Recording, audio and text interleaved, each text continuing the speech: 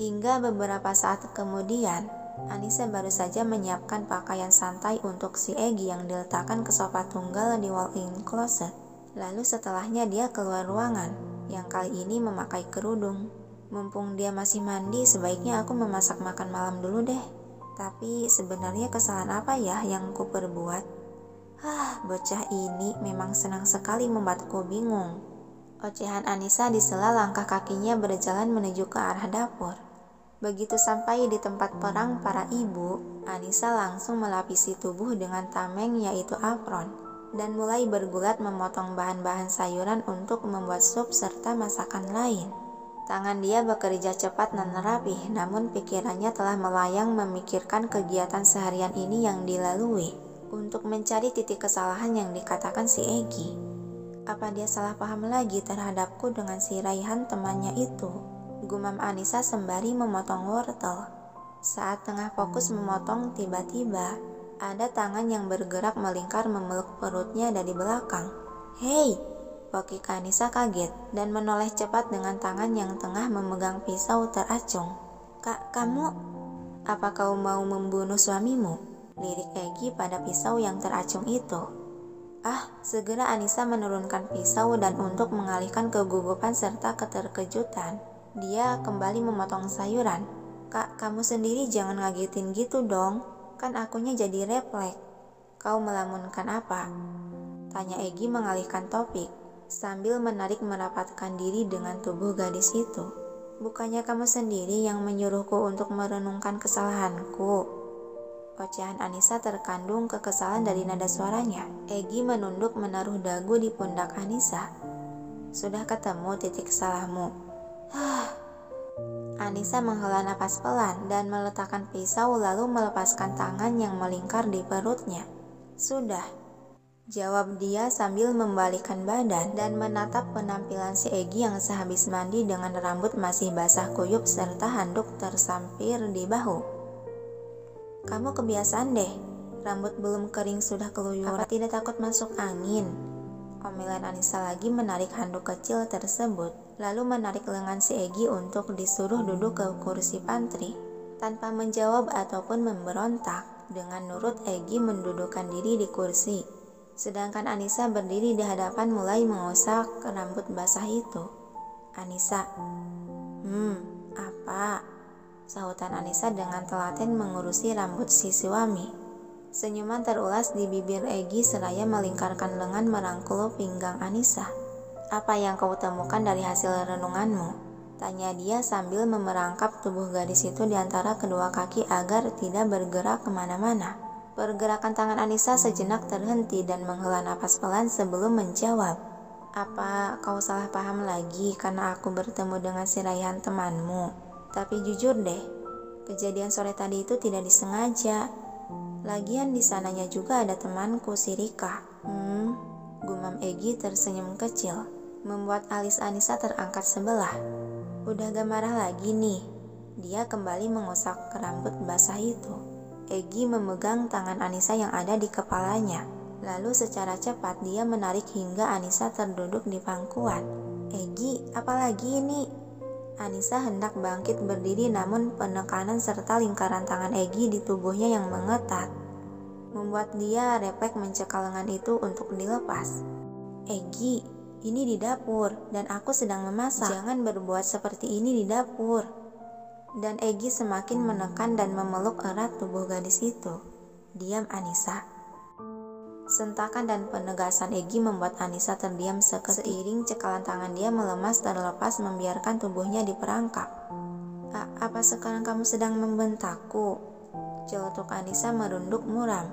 "Jika tidak begini, bagaimana bisa aku menaklukkan wanita keras kepala sepertimu?" ucap Egi kemudian mengangkat dagu si istri agar mendongak menatap fokus ke arahnya.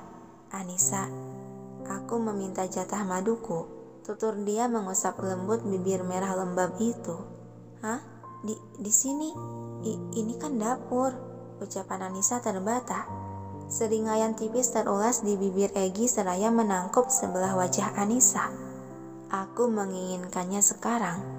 Sorot mata Hazel itu sudah terkandung oleh hasrat keinginan, menatap nafsu pada bibir merah delima di hadapan. Dia menekan-menarik tengkuk leher Anissa hingga jarak wajah mereka mulai terkikis, yang dengan refleks Anissa memejamkan mata rapat-rapat. Saat deru napas lelaki itu terasa hangat menerpa kulit, Egy memiringkan kepala agar bibirnya melabuh tepat ke bibir merah itu. Dan ketika jarak tinggal beberapa inci lagi untuk menyatu, suara bel pintu berbunyi membuat Anissa terhenyak dan membuka mata lebar. Lalu refleks Anissa mendorong keras bahu si Egy, sehingga dirinya yang posisinya berada di pangkuan hampir terjungkal ke belakang. "Anissa!" Kaget Egy dengan cepat merangkul kembali pinggang gadis itu sebelum terjungkal ambruk ke lantai. Hampir saja." Anissa pun ikut terkejut sendiri akan gerakan refleks dia. "Kau bisa terjatuh," omel Egy. Iya maaf." "Di luar sepertinya ada tamu," lirik Anissa ke arah lain. Dengan enggan Egy menurunkan gadis itu dari pangkuan, hingga Anissa langsung berdiri merapihkan pakaian merasa salting. "Biar aku yang lihat, kau teruskan memasak," kata Egy yang dibalas mangkutan kepala. Merasa gemas, Egy menangkup wajah Anissa dan mendongakkan untuk diarahkan ke arahnya. Lalu, "Cuk," dia mencium kilas bibir Anissa. "Berikan maduku saat tidur," ucap Egy tersenyum. Kemudian berjalan meninggalkan gadis itu yang berdiri mematung. "Egy!" Geraman Anissa memegang bibirnya dan menangkup wajah yang sudah merah padam. "Dasar bocah." Di ruangan utama, Egy membukakan pintu. "Alex," celetuk dia saat melihat lelaki berjas rapih yang ada di balik pintu itu. Alex menganggukkan kepala sejenak sebagai salam. "Selamat malam, Egy," sapa dia diakhiri seringaian tipis.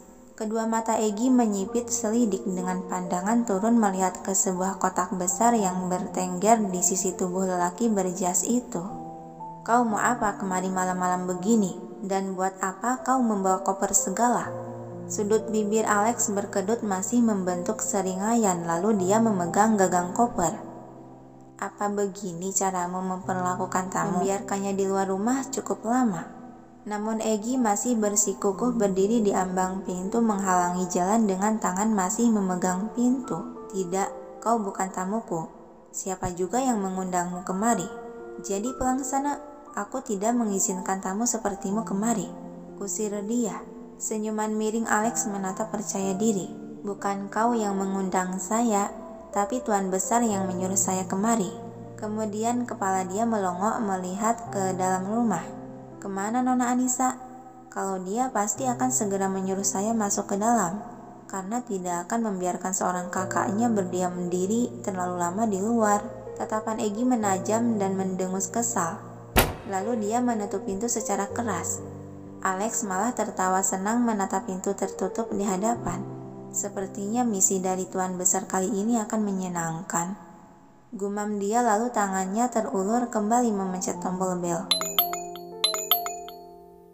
Sementara di dalam rumah, suara langkah kaki yang setengah berlari berasal dari Anissa yang terkejut mendengar berasal dari bantingan pintu tadi. "Egy, ada apa? Kamu tidak apa-apa kan? Suara apa tadi?" tanya Anissa panik dan cemas. Egy yang masih berdiri di depan pintu membalikkan badan. "Bukan apa-apa," ucap dia menutupi dengan senyuman. Syukurlah." Suara bel berbunyi lagi membuat alis Anissa menaut heran. "Kamu dari tadi belum membukakan pintu. Kok gitu sih? Gak sopan tahu membiarkan tamu menunggu lama," kata Anissa hendak melangkah mendekati pintu. "Namun, biar aku saja," cegah Egy menghalangi jalan. "Hah? Tapi kau kembali saja ke dapur." Kekeh Egy menghalangi membuat gadis itu akhirnya mengalah. "Baiklah, ingat bukain Egy, jangan dibiarkan menunggu," kata Anissa berbalik melangkah pergi menuju dapur lagi. "Sial," umpatan Egy membalikkan badan menatap pintu di hadapan. Egy membuka kembali pintu tersebut sambil berkata, "Berisik," bentak dia menatap tajam pada lelaki yang malah tersenyum itu. "Sialan, berisik. Oh, jangan salahkan saya, tapi salahkan jemari saya yang tidak mau berhenti menekan tombolnya." Mungkin refleks juga karena sudah rindu ingin bertemu Nona Anissa, adik saya tersayang. Alex dengan sengaja memantik api lagi. Kau mau kulempar dan suruh keamanan mengusirmu? Geraman Egy mengepalkan tangan. Boleh, silakan saja. Alex masih dengan santai menjawab. Kau melapor ke pihak keamanan, saya tinggal melapor ke Tuan Besar. Kalau saya tidak bisa memenuhi titahnya karena ada yang mengusir saya. Alis Egy terangkat sebelah. Ayah, titah, apa maksudmu? Saya akan menjelaskannya, tapi bolehkah saya masuk dulu? Di luar sangat dingin, bisa-bisa lidah saya beku duluan sebelum menjawab pertanyaanmu. Sejenak Egy menatap dalam diam, lalu akhirnya dia mengalah. Dia membalikkan badan melangkah menuju sofa. Dan Alex segera menyeret koper melangkah memasuki kedalaman rumah dan duduk di sofa yang berseberangan dengan si Egy.